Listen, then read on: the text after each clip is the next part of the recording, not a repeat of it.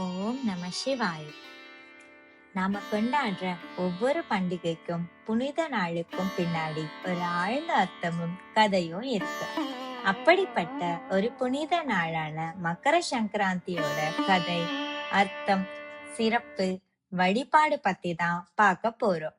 இந்த புனித நாள்ல சூரியன் மகர ராசிக்குள்ள நுழையிறாரு. தமிழர்களுக்கு அப்போ தை மாசம் தொடங்கும். சூரியனோட 6 மாச வடக்கு நோக்கிய பயணமான உத்தராயணமும் ஆரம்பமாகும்.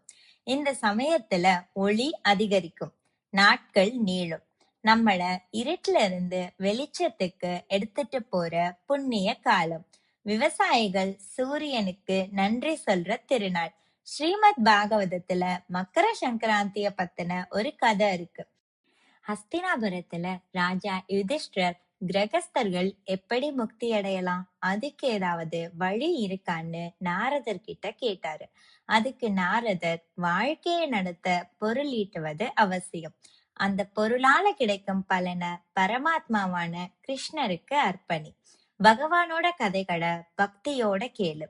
ஒரு கிரகஸ்தன் குடும்ப பொறுப்புகள்ல ஈடுபட்டது மாதிரி இருந்தாலும் அவரோட மனச பரமாத்மாவை நோக்கி திருப்பி பேராசைய துறந்து எளிமையான வாழ்க்கையை மேற்கொள்வது, அன்போட அனைத்து உயிர்களையும் நேசிப்பது, ஏழை மக்களுக்கு உதவி செய்வது, விருந்தினர்களை அன்போடு வரவேற்பது போன்ற செயல்களால பகவான் மகிழ்ச்சி அடைகிறாரு. தர்ம காரியங்கள், சிந்தனைகள் மூலமா கிரகஸ்தர்களும் இறைவனை உணரலாம். பகவான் பிரசாதத்தை பக்தியோட ஏத்துக்கோங்க. அகந்தை ஒழியும் போது மனிதன் மகாத்மா ஆகிறான். அவனுக்கு தேவர்கள், முனிவர்கள், முன்னோர்கள், மனிதர்கள்னு எல்லார் மேலையும் மரியாதை வருது. எல்லா உயிர்லையும் இறைவனை பார்க்கறான். தானம் செய்பவர் கிருஷ்ணருக்கு பிரியமானவர். மகர சங்கராந்தி நாள் ஆன்மீக ஆற்றல் அதிகமா இருக்கும் தருணம். அன்னைக்கு செய்யப்படுற ஸ்நானம், தானம், வழிபாடு, இதனால கிடைக்கிற புண்ணியம் சாதாரண காலங்கள்ல செய்யப்படுறதை விட பல மடங்கு அதிகம். அன்னைக்கு பக்தியோட செய்யப்படுற செயல்கள் உங்க வாழ்க்கையவே ஆசீர்வாதமா மாற்றும். அனைத்து உயிர்களையும் அன்போடு அரவணைப்பது இந்த உலகத்துக்கே ஆதாரமான கிருஷ்ண பகவான மகிழ்விப்பதற்கு சமம்.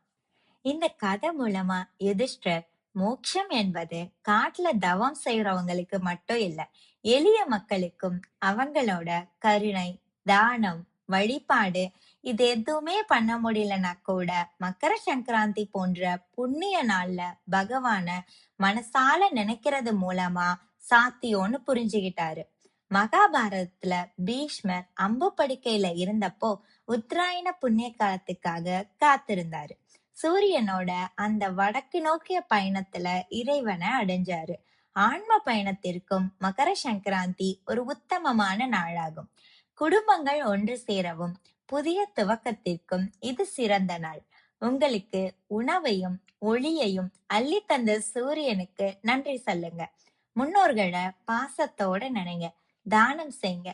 மகர சங்கராந்தி ஒரு சாதாரண நாள் இல்ல, அது ஒரு ஆன்மீக வாசல்.